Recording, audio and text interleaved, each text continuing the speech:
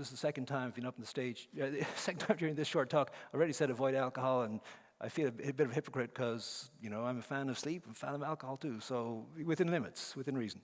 But alcohol does stimulate more production of urine, it just does. Caffeine does too, excess fluids in the evening. And then a habit of voiding regularly enough that there's not much volume building up. There are physical, non-pharmacologic solutions. Catheters, there's indwelling catheters you'd be familiar with, a little tube that goes into the penis and that could go into a bag, but that's uncomfortable and it's, questionably whether it's safe in the long term for infection risk and so on. So a condom catheter is all external. It's like a condom with a tube going off the end, and a bag going beside the bed. And that is a workable solution for people who have a very overactive bladder and frequency and incontinence during the nighttime. And otherwise, they either have to get up every half an hour to go to the bathroom, or they have to wear protection or sleep in wet, and nobody wants to do that. So this is one solution to allow the urine come out and just divert it. Hard to get one to fit and stay right, but it can be done. There's various models for it. And then in women, there's a pessary ring, which is essentially a round rubber, plastic, semi-firm ring, which is inserted in the vagina, which kind of kinks the tissue so that the urethra is less straight, and it's easier to maintain the urine inside and allow them to fill up more. It'll allow you to pee. You have to might position a bit differently to unkink the, but they're simple, physical, safe, non-pharmacologic solutions. Then there's certain drugs. For overactive bladder, we classically use anticholinergic drugs. They block acetylcholine, and Ditropan was the first of those, oxybutynin, Detrol, and then newer ones, Sanctura, Trospium, and there are many of them. They reduce the overactive bladder. They quiet down the nerves, activity overacting the bladder. We have become a bit concerned in recent years that these medications affect memory, not just in the short term, but in the long term. So we're not big fans of those anymore. Somebody has to have a lot of trouble and know the solution with their bladder before we'll be enthusiastic about giving those drugs now. There's a newer one called Mergabetron or Merbetric. That's a different mechanism of action. Works on alpha adrenergic receptors rather than acetylcholine, and we don't think that affects the memory. So we'll use that more liberally without concern about the memory. However, it's very expensive. Then there's a nasal spray called desmopressin that acts on your urine production, your kidney activity is influenced by endocrine output from your hypothalamus. And one of the factors that influences that you can suppress with this nasal spray, desmopressin, and it'll just be an endocrine mechanism to reduce the amount of urine you make. And that can be taken at nighttime. Once again, expensive. Botox to the bladder wall muscle, it's behind the thing here. You can relax the bladder wall muscle so it's less contractile. Again, it can't get too flabby. You want it, contractile enough, but not too contractile. Tricky thing to do. I don't do that. One of our urology colleagues does. Next slide. I am conscious. I have no idea what time it is. Where are we for time? About 5 minutes. Oh, okay. Even though we started a bit late, I'm not going to get the extra time. Well, we'll move along then. Depression and anxiety, which is common in humans and common in Parkinson's disease. And that affects the ability to fall asleep, and it causes people to wake up early. And once again, probably a bit of a vicious cycle. If you're depressed, anxious, it's hard to sleep, and then you're more prone to depression and anxiety because you haven't slept.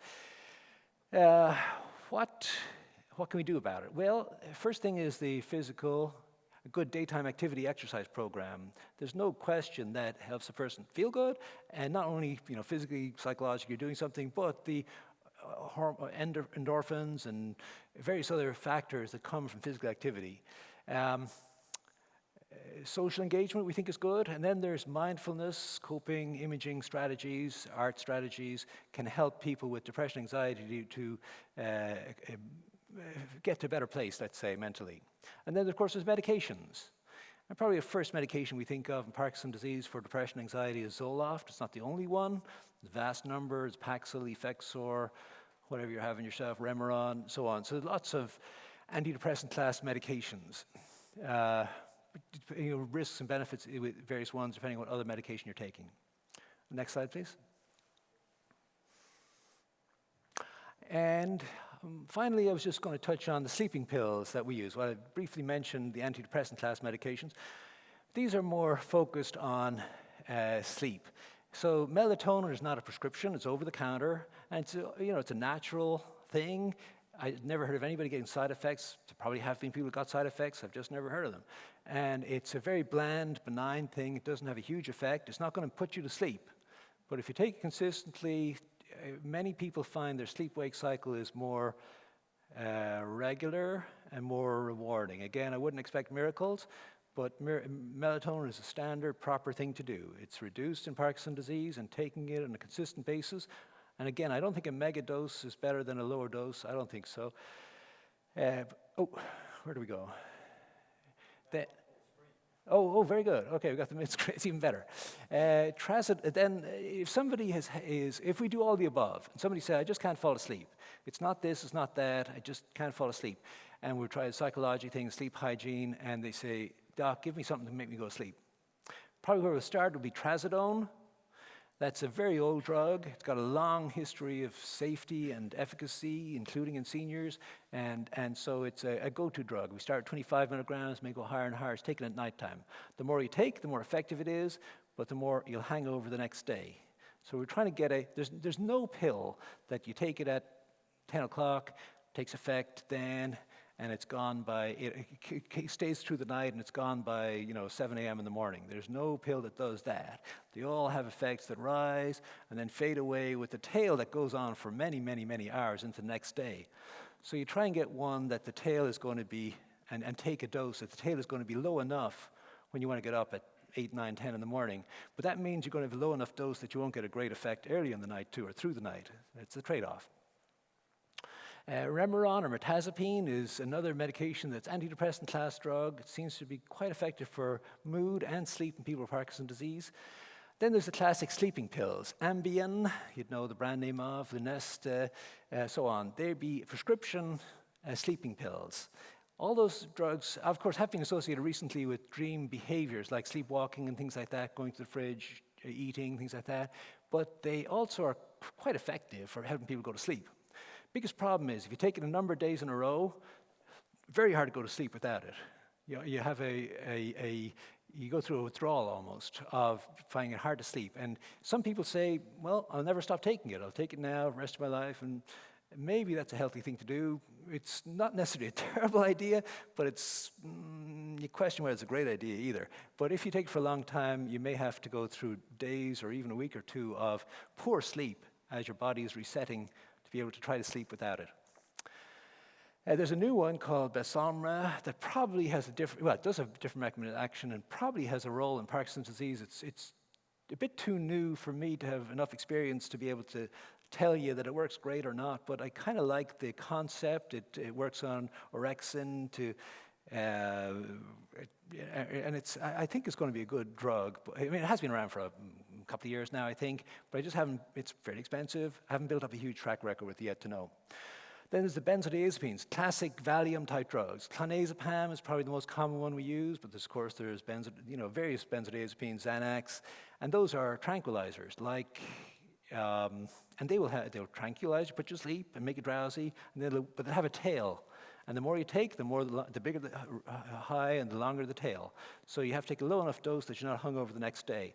That may or may not help you. Once again, you'll be dependent on it, and it'll suppress breathing and memory a bit and balance a bit if you have to get up during the night. And finally, there's the major tranquilizer, so-called Seroquel, which is a brand name for quetiapine, Zyprexa, which is a brand name for olanzapine, would be drugs of that class. And they can be very sedating. They were initially designed to calm agitated people down, including people with psychosis, schizophrenia, things of that nature. We have found that they can have a role in people with hallucinations as part of Parkinson's disease, and they are sedating as well. So if somebody's got that combination of pretty bad hallucinations and pretty bad insomnia, we look at Seroquel, for example, in the evening time to have that dual effect. Our concerns are always excess sedation, hangover, sleep apnea, and dependence. I think that's my last slide. Go ahead, next slide. Yeah, it is, back to the beginning. Have we time for questions, Mike, or are we done? Let's see if there are some questions, and we'll take a few minutes. All right. Does anybody have questions about that topic I ran through fairly quickly here about Parkinson and sleep? If there are some questions, let me come to you. And the reason is because we are live streaming, and the only way they will hear the question is if you speak into the mic. So where did I? Right here.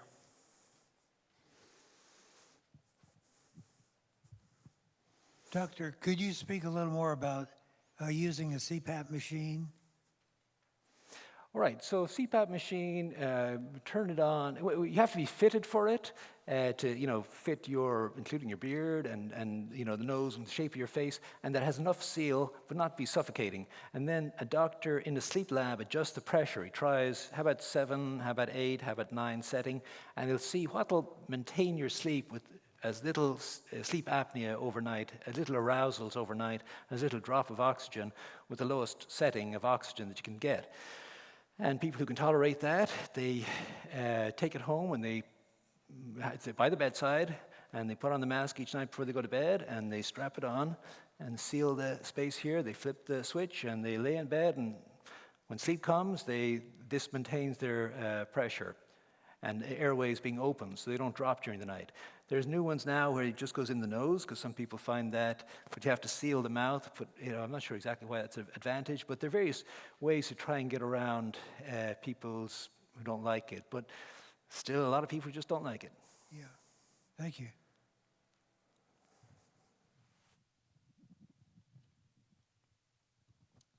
Does the blue light effect have more to do with going to sleep versus staying asleep? Going to sleep, I believe that the computer screens, they're at a frequency, don't quote me on this, 700 or 600, and so, I can't remember what it is, but it's a frequency that, a lot of research on animals and humans, that light at that frequency suppresses melatonin. You want your melatonin to be allowed to rise in coming into 6, 7, 8, 9 p.m. at night and hitting a peak around 9, 10. And if you're exposed to computer screens during those hours, it'll inhibit that optic pathway going to here, particularly at the high frequency. Lower frequency, 500 hertz or something like that, or I can't remember the units, is less suppressing of the melatonin and therefore the sleep ability.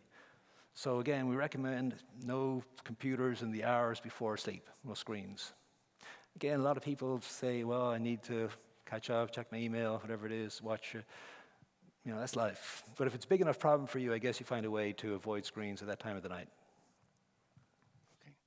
Okay. My question was, could you elaborate a little bit more on the medications that help with the severe cramping that lasts more than just a few minutes?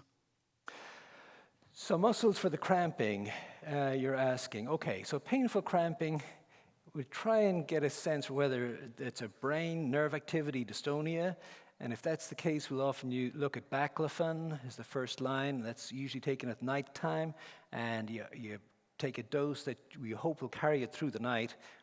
So that's if it's a brain level activity.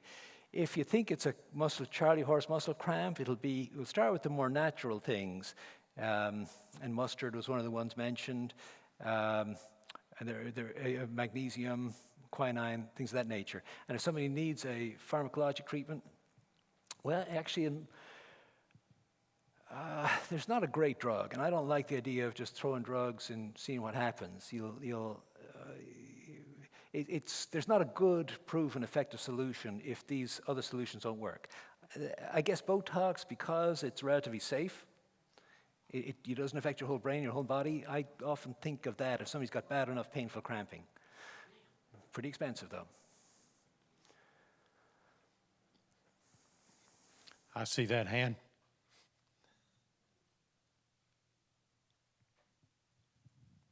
Okay, my question is regarding Botox injections.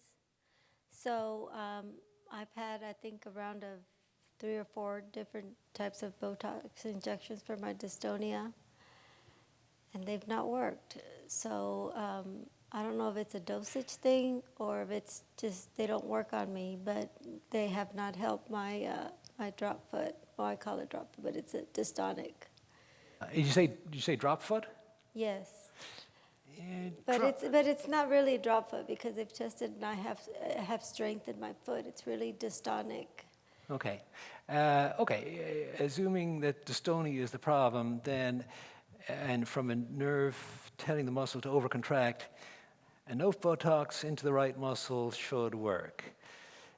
So there are three things that could have gone wrong. First of all, it may not just be simply dystonia. There may be something about, affecting the nerve. I don't know enough about your individual case to try and comment on that, but it may not be simply dystonia. It may not be getting enough units to weaken the muscle, or it may not be going to quite the right places.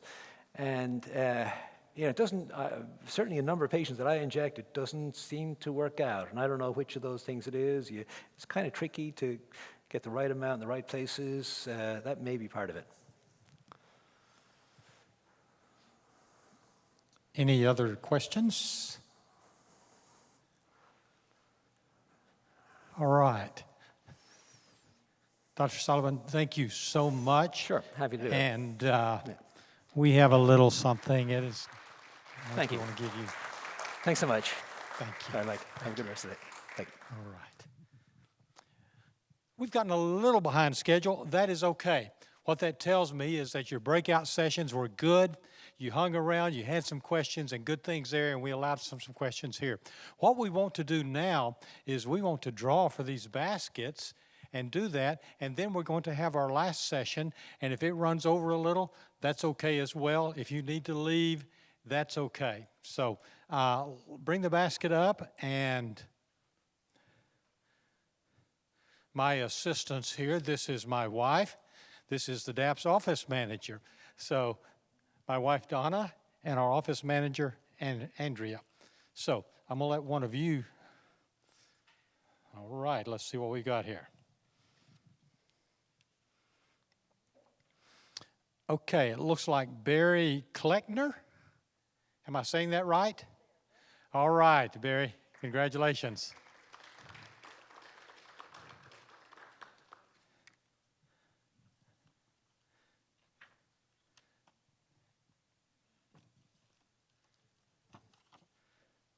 All right, I have a Don Markle. So Don, all right.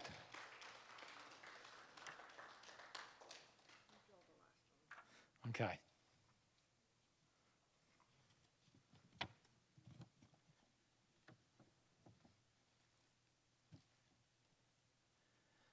Gianna, and it looks like the last name is Hisbus, Gianna?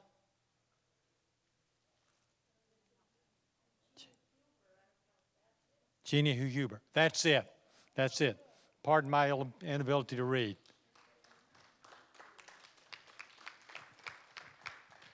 All righty. Well, thank you all for getting around to our sponsors and making that a successful event as well. And now it's my pleasure to introduce Dr. Levitt. She is an associate professor of the Department of Communication Sciences and Disorders at the Texas Women's University. She received her master's degree in applied cognition and neuroscience and a PhD in communication sciences and disorders from the University of Texas at Dallas. Her primary research interests reside in the areas of voice-speech production, motor speech disorders, neurogenic communication disorders, and her current study focus is on voice remediation, voice-related quality of life for individuals with Parkinson's. So join me in welcoming Dr. Levitt.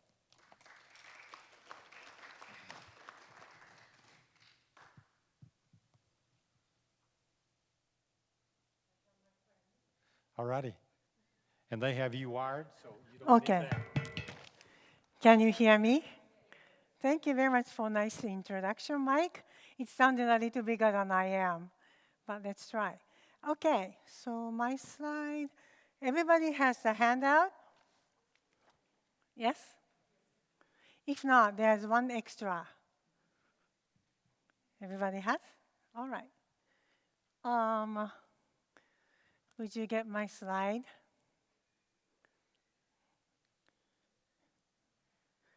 While waiting, let's stretch a little bit. Isn't that nice after lunch, after learning so many things? Yes? All right.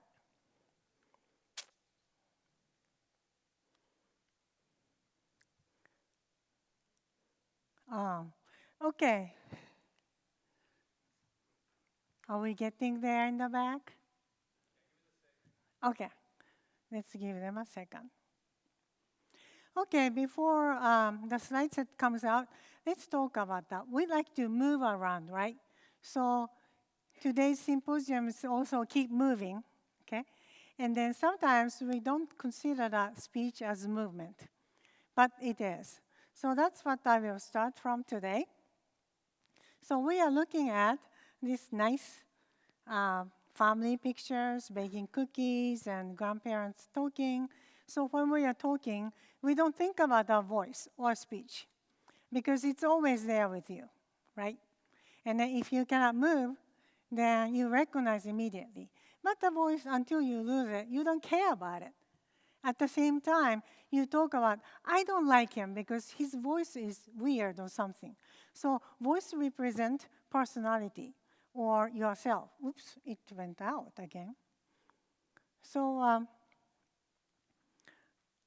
I will show you the speech is a type of movement first. When the slide comes back. Oh, it does. Okay.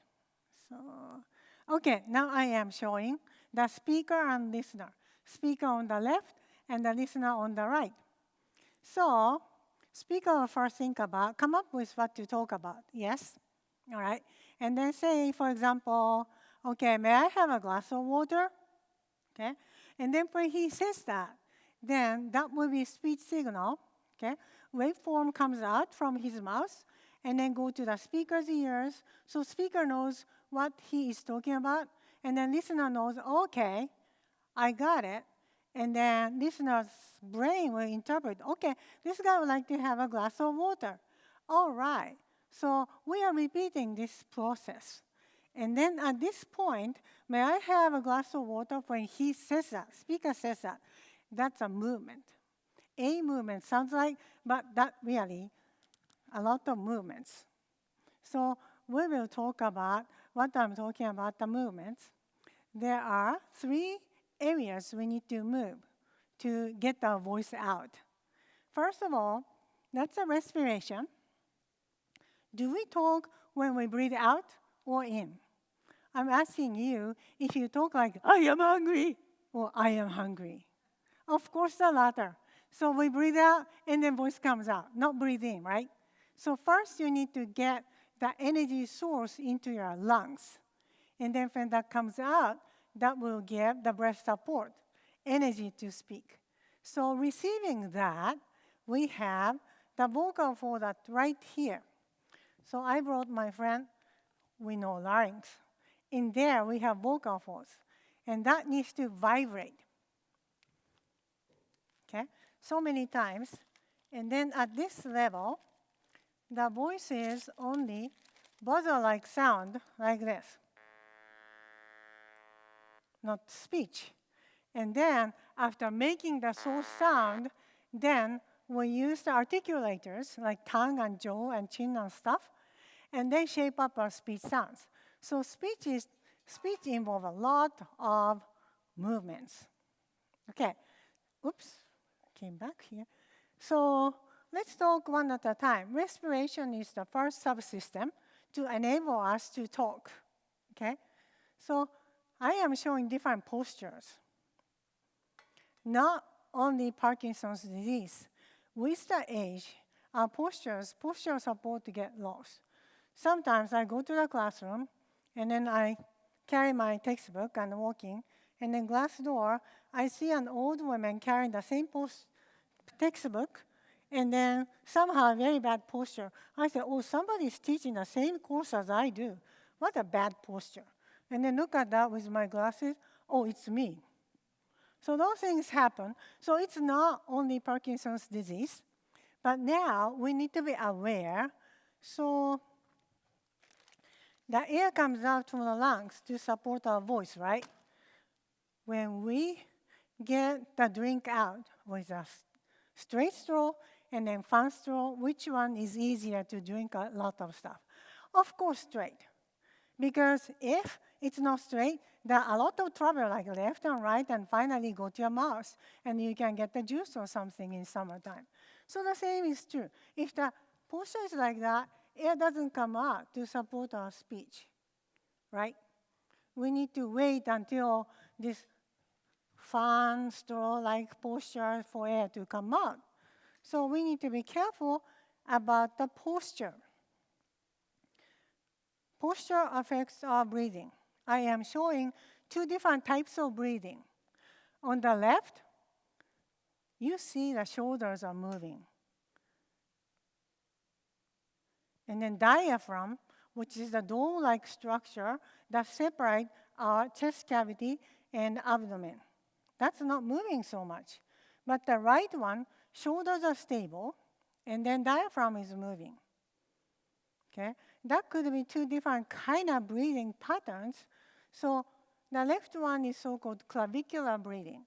So when I see voice client, the first thing I see is how the person is breathing. And then oftentimes I see, we need to fix that. We like to have thoracic or diaphragmatic breathing. Thoracic, I see the movement more like front and back on the chest cavity. And diaphragmatic, I see the breathe in, the tummy goes out. That's the most effective one. So either way is fine, but I like to see the breathing pattern look like the left side. I mean, right side, I'm sorry. Okay. So these are bad and good breathing for speech. Okay. Let's try a little bit of exercise. I'm not a PT, so I cannot fix your posture completely, but there's a way. So if you like, you can get up or you can sit up. So hands out. Do it with me. Okay? So palms are up, and then you gradually get your two hands meet in the middle. Okay? So if left and right hand together, and then you look at that, are your hands pointing the ceiling? That's a good sign. But if your posture is not great, not like that, your hands go like this. And you see your two hands are pointing that way, diagonal. And then if that's the case, well, most likely many of you are, so that's fine. Then you gradually bring the hands up toward the ceiling. Gentle and slowly. And then you get your hands quietly down. So that's the good airflow for speech. Instead of, it's really difficult to talk, right? So it's easy way. You feel like, oh, my voice is fading. Let's check my air. Then you can go like this. And if that, then you go. All right? And also, how many times you breathe per minute, that affects your voice. So I will ask you to count how many times you breathe. I will take the time. And then what I want you to do is, you don't go like, one. You don't do that. Just natural breathe in and out, like 1,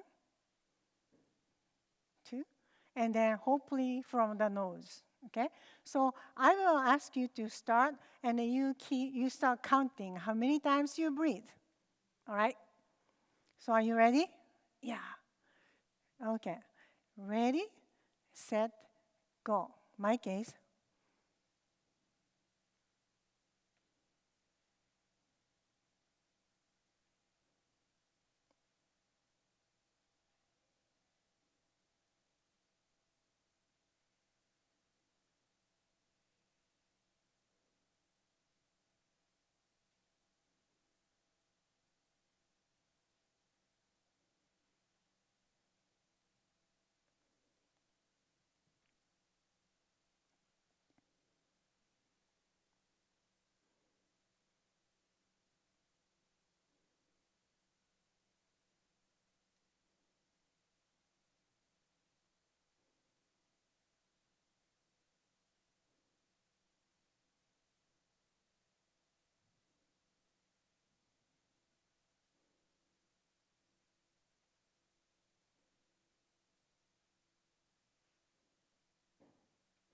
stop.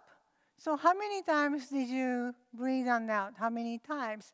If it's between more than 10 times or less, raise your hand. Nobody. Oh, 2 people, okay? So 15 times, between 10 and 15 times, raise your hand. Okay? Between 16 and 20, raise your hand. More than 21, raise your hand.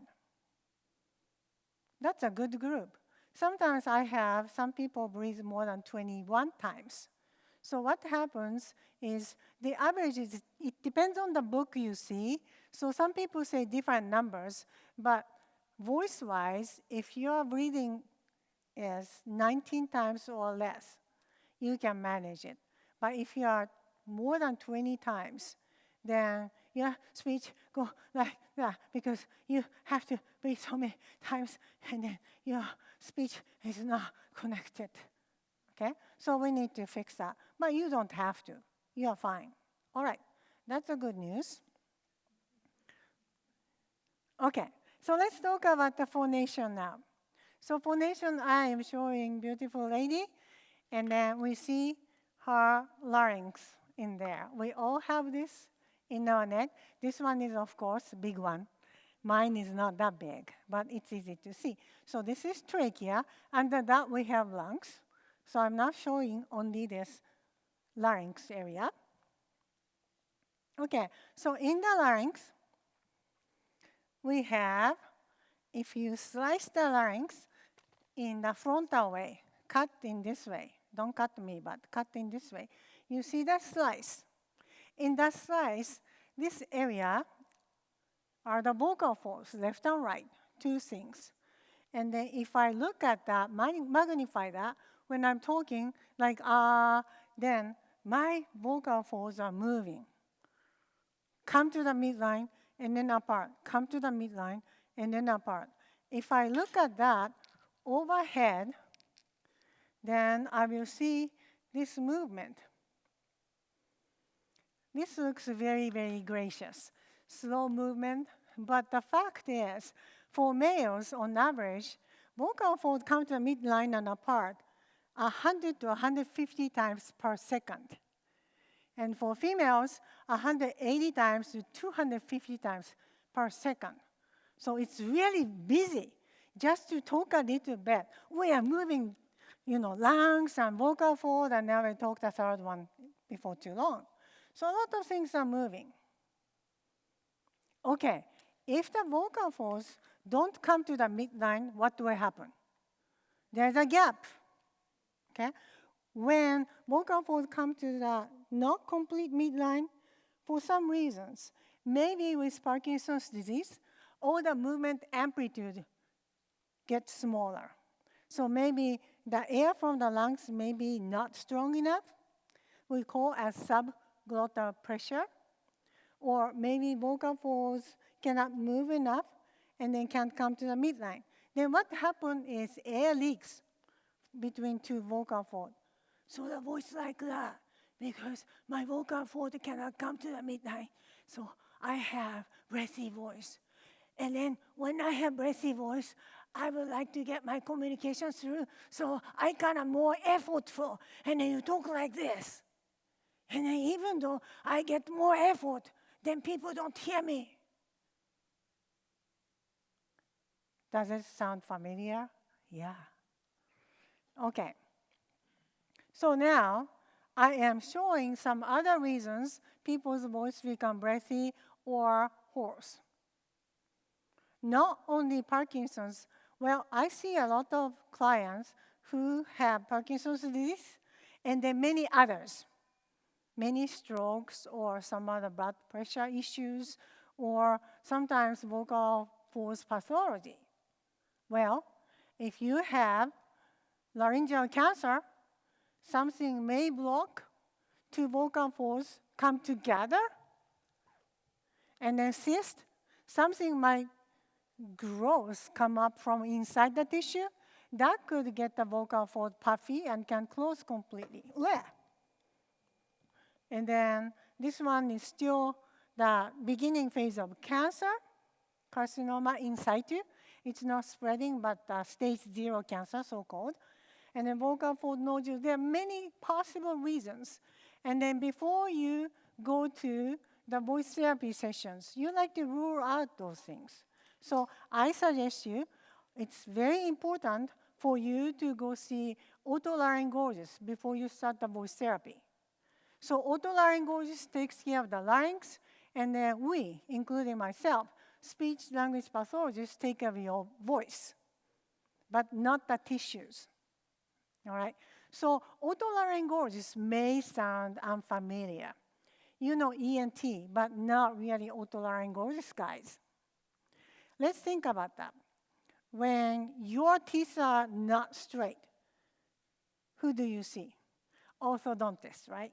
You don't go to general dentist to straighten your teeth. Because you know that orthodontists are a special type of dentists who train to straighten your alignment. Well, similarly, ENT is the general ear, nose, throat doctors. Otolaryngologist has extensive training to specialize in the larynx. So whenever possible, it's a good idea to see otolaryngologist. Okay?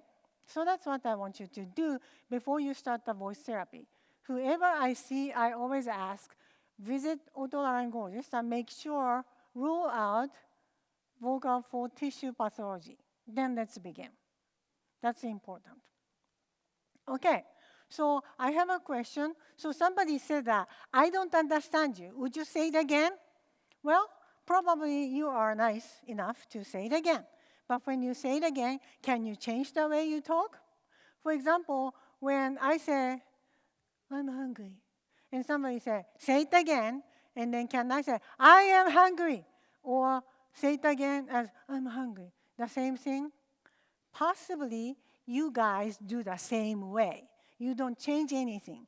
Because Parkinson's disease, not only the movements disorders, but also sensory system is a little disturbed. So you don't know what you're doing. You feel like you're talking normally, but you're not understood. So you repeat the same way. If that's the case, you need to think a little more. Okay? Well, what you think is normal volume of speech may be too quiet. So you feel like you're shouting, maybe normal for the listeners. Okay? If you have a doubt, you might like to record your speech. Okay? So I'm talking normally and then record on the iPhone or something and listen. Maybe you'll be surprised to see such a small voice, like, possibly. Okay? So here is the treatment. You often hear about LSVT. That's a Lee Silverman Voice Treatment Program. That is the most commonly used Parkinson's disease voice remediation program, most researched. There are many others. Okay, I'm not saying this is the only one. There are many other programs, and then no one program fits for everybody. As you know, Parkinson's disease presents with many different ways. Yours is different from yours, and from yours, they're unique. So voice problem is the same thing. So I cannot guarantee LSVT can take care of everything. Okay? But this is a good example to see how the voice can change pre and post treatment. So let's look at that. Would you please play this video clip in the back? I think I cannot do it.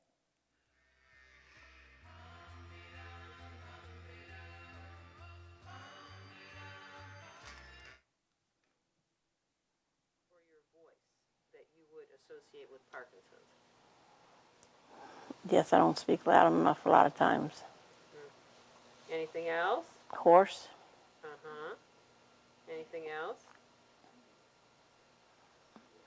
I stutter, which I never did before. Do this for me if you would. Take a deep breath and say ah for as long as you can. Ah.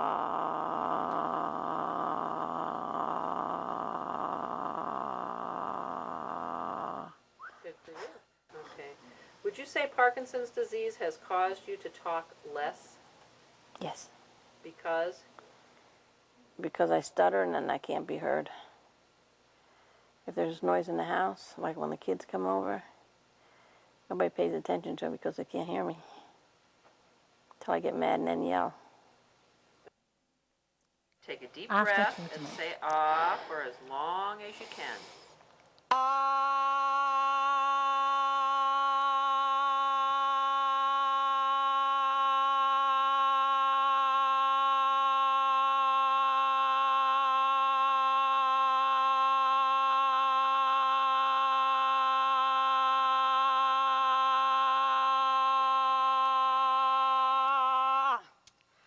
Have you noticed changes in your speech or your voice as a result of the speech therapy? Oh, yes. What have you noticed? I talk louder. I think louder. I'm going to sing with the Sons of the Pioneers one of these days with my voice. Good for you. That's excellent. What practicing do you do at home? My ahs, my highs, and my lows. And I read out the mail out loud. Excellent. Do you feel like practicing helps? Oh, yes. Okay.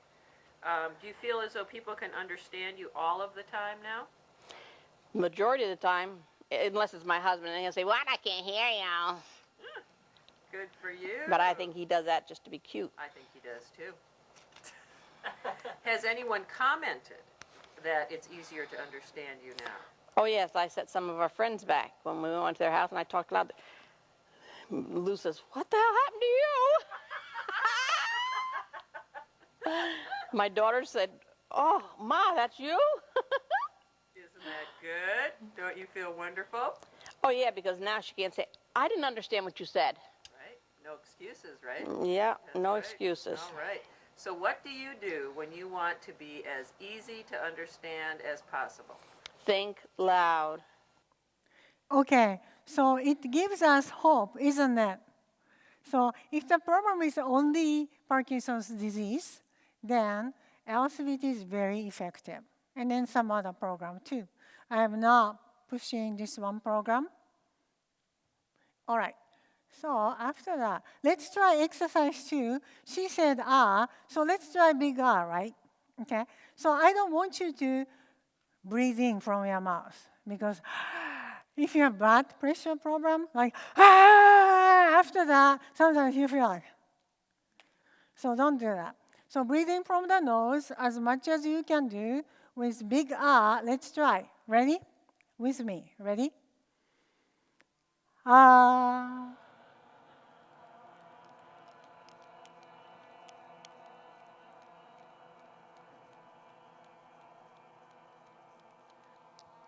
Fantastic. Do that as your exercise. Now, we will do low to high as she indicated.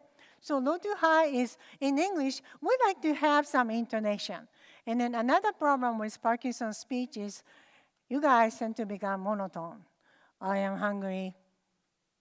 We like to say, I am hungry. Those up and down. So we need to have intonation change. So let's practice with ah. So we will go from lower speech to higher speech. So let me show you. Ah. Do what I did. Ready?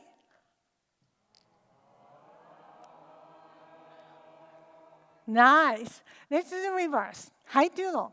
So let's go like this. Ah. Ready? Ready, set, go. Like that. That's a simple practice. You know, all these are good sports players, basketball players. Still, they need to jog and stretch and stuff. So we need to do this kind of thing. Okay? Voice practice sounds a little bit silly, and you don't want to be seen by others sometimes. Yes, I sometimes teach 6 hours a day, and then I don't have voice disorder, but I need to train my voice. So when I'm driving from Dallas to Denton, I do it by myself. Nobody's listening like, ah, ah, ah. And then sometimes using straw and then phonation. Please do that. We need to use or lose. Okay.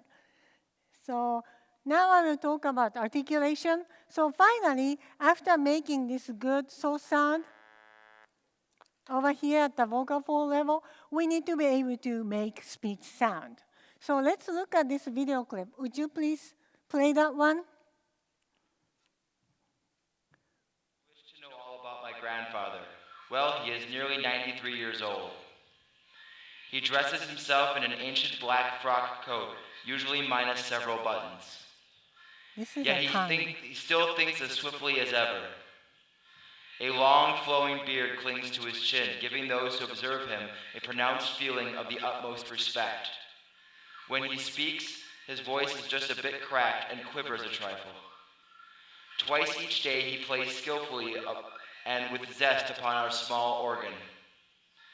Except in the winter, when the ooze or snow or ice prevents, he slowly takes a short walk in the open air each day. We have often urged him to walk more and smoke less, but he always answers, banana oil. Grandfather likes to be modern in his language. We saw a lot of movement, didn't we? So some sound, the tongue is up. Some sound, tongue is kind of, backwise, moving to the back and then big hole between. So we do this. So this speech we just saw, the video clip is less than 1 minute. And then in 1 minute, there are so many speech sounds made. This guy was not too fast talker, just normal. But more than 8 speech sounds come within 1 second, each second. So that's what we are doing when we are talking. So that's a lot of movements. And then also another thing I talked about, the coordination of the breathing and the phonation and articulation. That needs to come together. When this guy talked, each sentence or each phrase, he doesn't have any extra air. So when I count 1, 2, 3, after I say 1, 2, 3, I don't have any extra air. I don't say like 1, 2, 3, I don't have it. I use up all the air I come out with 3 numbers. When I count 4 numbers, then I say 1, 2, 3, 4. And after I say 4, I don't have extra air left in me. I don't go 1, 2, 3, 4. I don't usually, unless I plan to. Okay?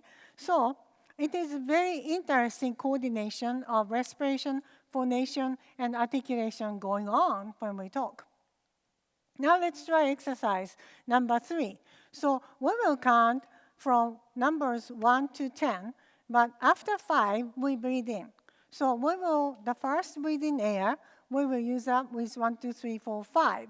And then we breathe in from nose, and then 6, 7, 8, 9, 10. Let's try, as everybody can hear, even hear out of the church, okay? Big voice. Ready? 1, 2, 3, 4, 5. Breathe in. 6, 7, 8, 9, 10. So speak like that. That's fantastic. Great job. Okay, so this is my story about 3 subsystems for speech production. And then voice therapy could be indirect and then direct. So indirect one does not have anything for you to say anything. Like this, posture adjustment, you didn't say anything. That's indirect. And then direct one can be divided into non-conversational tasks such as or and then conversation, some words involved, okay? So which one we like most probably is you want to go to conversation. But non-conversation is very important, basic exercise. And then indirect one, posture is the preparation for good speech production, okay? So this is a story of speech, and then I like to talk about swallowing. Is that okay? All right, so swallowing, I am showing the structure, our structure. So we have vocal fold and trachea, and then go to the lung. When we breathe in and out or speak in and out, the air comes in and then out, in and out. So behind that, we have digestive way. So this is a flat 2-dimensional diagram. So it looks like the airway and digestive way are next to each other. But actually, digestive way is right behind that, okay?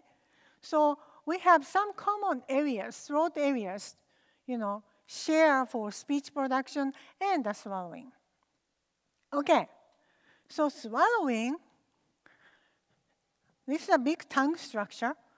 When we stick our tongue, we feel tongue is just a little bit, but tongue is a big body. At the end of the tongue, we have something called epiglottis, tiny little structure, like a mini tongue. And then this guy flips over to cover the airway when we eat or drink, so that the material will slip into the digestive way. Okay? So this is a normal swallowing. Look at the yellow thing go in. Okay. So go in, epiglottis flip, and then the yellow thing went to the digestive way safely. No droppage for the airway. That's a good case. So the other one is the abnormal swallow. Okay? So the same structure, but let's see how it goes. Drink. Whoops, something dropped to the airway. Look at that. Wow, that's a bad thing. Okay, so I will show you in this X-ray picture we call as MBSS or VFSS, doctors call differently. So this is an X-ray swallowing study. To orient you, this is the upper and lower teeth and chin, and then the neck. The same is true. And the front side is the airway, and then one behind that is the digestive way. So we hope that all the food go to the digestive way without dropping to the airway. Okay? So the left one is a normal, and then the right one is abnormal. Let's look at that. Would you play that?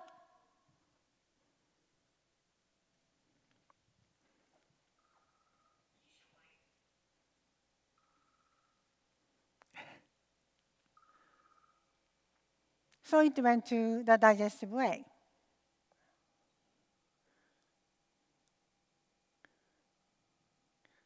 Uh-oh, leaked to the airway. Did you see that? All right. So now, can you feel your food going to the airway when it happens? I do most of the time. When I drink the water and the water goes to my airway, I know that. And then what do? And I get it out to protect my airway. Can you cough to get it out of the airway? Many times it doesn't happen with Parkinson's disease. As I said, sensory awareness is disturbed as well as the movement. So sometimes you don't know what's going on. That's the dangerous thing. So silent penetration and then silent aspiration. If you don't know the food went to the airway and you can't cough it out, then the lucky case is penetration. So the food or something, drinks, stay above the vocal fold level. And then unlucky case, aspiration. Food or drinks go under the vocal fold level. Then that will go to the airway. We all can sustain, we don't die immediately if something goes to the airway a little bit. But if you keep dropping the stuff into the airway, and then that material resides in the airway, meet bacteria or virus, what will happen? Then infection happens. And the scary thing is called aspiration pneumonia. That's a major health risk of the people with Parkinson's disease. And then some people feel like, well, I don't have any swallowing problem because I don't feel it. That may not be true. So you need to be very careful with silent. Without your knowledge, food or drinks go to your airway. Okay, so sensational movement. We talked about speaking and swallowing. Share the structure of a completely different action. When we speak out, we breathe out, and then the voice comes out. Breathe in and voice come out? No. Usually, no, we don't do that. It's not comfortable. We don't do that. Okay? However, when you swallow, things go inside. And then when you swallow, moment of the time, you stop breathing. When you go gulp, you don't breathe in and out. No, stop it. Just tiny little bit. So even the same structure we use very differently. Sometimes some people feel like voice therapy and then I can talk well and then I think all my swallowing difficulty is gone. I'm not sure because your sensory system may not be sharp enough. So if your voice is still wet, quality, or you feel like, I don't think swallowing problem, but something is somewhere in this area, then it's a good idea to check with your doctor for image study. So we depend on sensory awareness for every movement we make. For example, if I decide to move to mic, okay, I like to walk to mic, and then I need to depend on my sensory system, my visual system, and see the steps. If I don't depend on that, I keep moving, I fall down, right? So sensory system is very important guidance for every movement we make. So if the sensory awareness is not sharp enough, then it is very dangerous for you, especially for swallowing. Okay, to summarize what I talked about, it's a little over time, but I started late, forgive me. So daily effort about the speech and voice, daily effort can improve the breathing, vocal fold movements, and articulation. So we need to use or lose, okay? We need to keep using. If you look at the dog, old dog and the young dog, see the full moon, they all go, woo. We cannot tell. But human beings, as we get older, we speak less. Because we retire, we stay home, we have no reason to keep talking. But make the reason, make the movements so that you can keep talking. If your movement is disturbed, if you cannot move, more so you need voice and speech because you need to, pass your request or command to others to help you. If you cannot move and if you cannot talk, that is very inconvenient for you. So don't wait until your voice is gone. Kodak moment, I will wait if you like to. But you have the handout, right? But if you like to have Kodak moment, yes? Go ahead. Okay. So no one method fits all. Consult with speech-language pathologists because usually we have many tools. And then when you see the clinician, I want you to be able to meet the clinician who have many different methods on the belt. So when you have a handyman or carpenter, would you like to go where somebody with one tool on the tool belt or many of them on the tool belt? Of course, we'd like to have somebody who has many tools on the tool belt. So that means a speech-language pathologist who knows, who are trained in many different methods. Well, Parkinson's disease, everybody is different, and then if speech-language pathologists have many methods on the tool belt, then she or he can customize the therapy for your needs. That's very important. Okay. Do you have any questions for me? Yes. Let me take the mic. Oh, surely.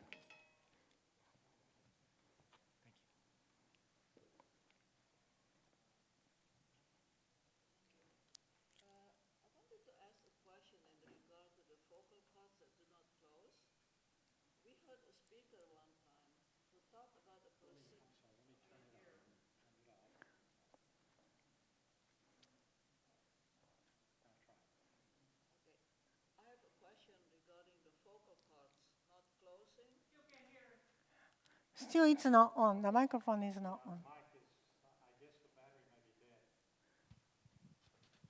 Go ahead and ask your question. Here's another one. Okay, here comes a new mic. Oh. What will hear? Because we're streaming, we want everyone else to be able to hear this. So. Okay, can you hear me now? Yes, I can. I have a question regarding the vocal cords not closing. One time we heard a speaker from TCU who talked about a procedure to kind of plump up the vocal cords so they will close. It sounded almost like a Botox method, but I've never heard other people talk about that. So I wanted to know, is there such a procedure? Okay, so the question is vocal folds not closing completely. She has heard from TCU clinician that some augmented procedure to fill the unclosed areas.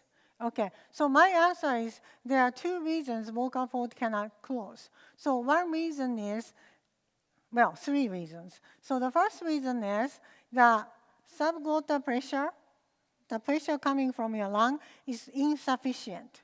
So if you have something too, and then you go, maybe it's not enough. You like to have certain strength of the pressure.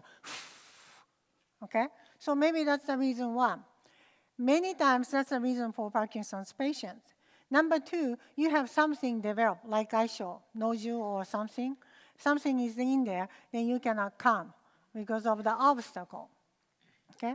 Number three reason is something called vocal cord bowing.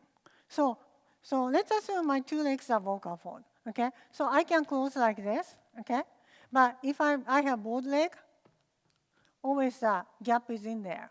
So then air leaks. So if the structure is like this, then never you can expect to close. Then they do augmented procedure to put something and then kind of puff up the vocal fold so that it's near straight and then come together. So that's what they were talking about. But most of the Parkinson's case is the pressure. So loud and then breathe better, and then vocal fold will come together, like the lady, LSVT lady we have watched. Did I? Which doctor does that in this area? So that is, you need to go to otolaryngologist and the vocal fold observation. So there's an endoscopy, probably there are two endoscopies. One goes from the mouth, but the other one goes from the nasal tract. That's a flexible, it's not hurting. And then go there, and then there's a mirror showing the vocal fold. So that doctor can see, oh, okay, the tissue is good. And then probably this is because of the pressure problem. Or, oh, I see the bowed vocal fold. Probably that's a structure problem. Then structure needs to be fixed to be functional. So you need to go to otolaryngologist if you think your vocal fold has limitation. Whatever you do, the structure limits from closing completely. Thank you. Okay. Any other questions? No? Ready to go home? All right. Thank you very much for listening.